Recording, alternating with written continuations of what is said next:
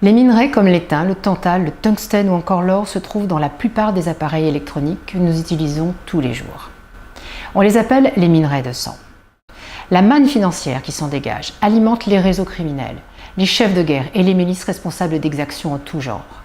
Mon groupe a porté un texte qui va obliger les entreprises à contrôler leur approvisionnement. La surveillance devra s'effectuer sur toute la chaîne, depuis l'extraction du minerai jusqu'à la vente du produit de consommation. Cette mesure va donc permettre de combattre ce commerce intolérable. Il s'agit d'un règlement et non d'une résolution. Il a donc une force contraignante sur tout le territoire de l'Union et va contribuer à améliorer la situation des droits de l'homme, particulièrement en Afrique.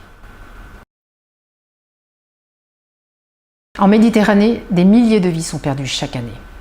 En avril dernier, le naufrage d'une embarcation avec à son bord près de 800 migrants a mis en évidence cette réalité cruelle.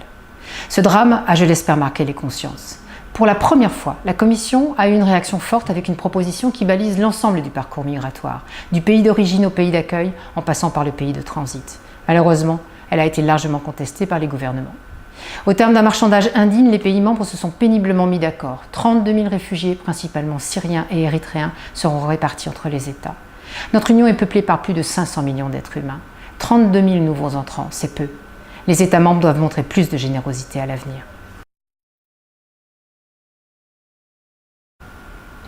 Le rôle et l'influence des lobbies sur les décisions prises au plan européen posent de nombreuses questions. Il faut redonner plus de lisibilité, de clarté et de transparence au processus de décision.